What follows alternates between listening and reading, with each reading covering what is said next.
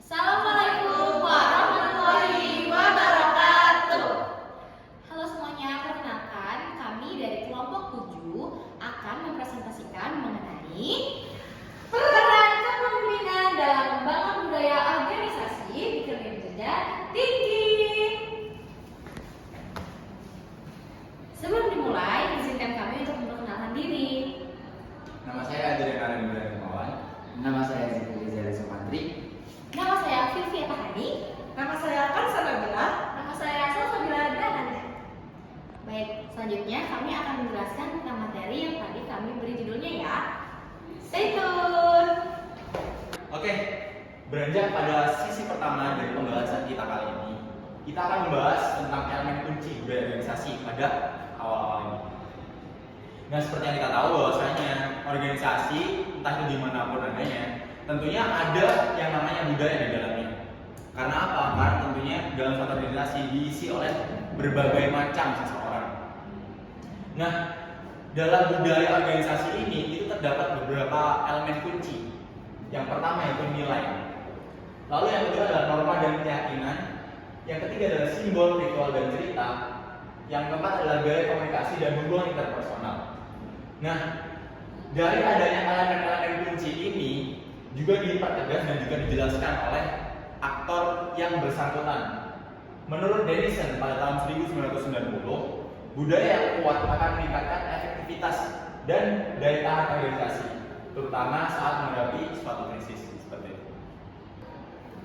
Di sini ada slide kedua, cara pemimpin membangun organisasi positif. Di sini ada menjadi role model.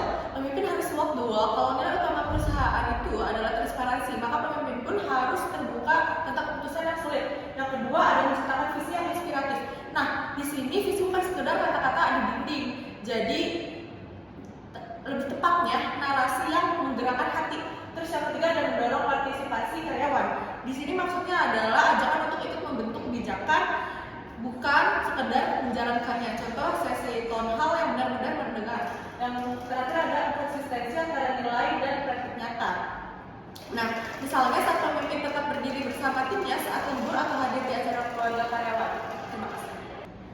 Lalu selanjutnya ada tantangan mengelola budaya organisasi. Yang pertama ada ketidakpastian dan resistensi perubahan. Apa itu? Yaitu dengan adanya perubahan teknologi, kebijakan, atau merger bisa membuat karyawan merasa tidak nyaman. Yang kedua ada penurunan moral saat kritis. Yaitu contohnya saat pandemi banyak tim yang kehilangan semangat karena cemas untuk masa depannya yang ada di perusahaan. Yang ketiga ada keterbatasan sumber daya, yaitu yang dimaksud tidak semua inisiatif budaya itu bisa berjalan dengan baik atau tidak bisa berjalan dengan mulus jika tidak ada anggaran atau sumber daya manusia yang khusus. Yang terakhir ada konsistensi antara nilai dan praktik nyata, yaitu misalnya perusahaan mengklaim menjunjung keseimbangan kerja hidup tapi karyawan lembur terus. Jadi dapat diketahui dengan ini dalam upaya untuk mengelola budaya organisasi merupakan tantangan yang kompleks karena melibatkan sesuatu perubahan pola pikir, nilai dan perilaku seluruh anggota organisasi itu. Tantangan ini muncul dari beberapa perbedaan.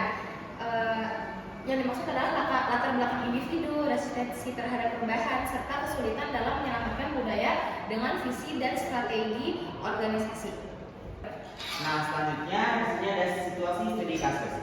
Sebuah perusahaan perhotelan menghadapi krisis akibat pandemi yang menyebabkan penurunan jumlah tamu dan pendapatan. CEO Ubud Tani ingin memastikan bahwa budaya organisasi tetap kuat meskipun perusahaan mengalami tantangan finansial.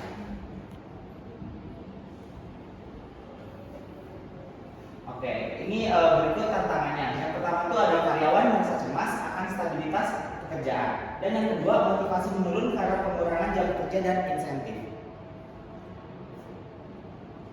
Oke, yang pertanyaan pertama itu gaya kepemimpinan apa yang paling efektif dalam menjaga budaya organisasi saat menghadapi krisis?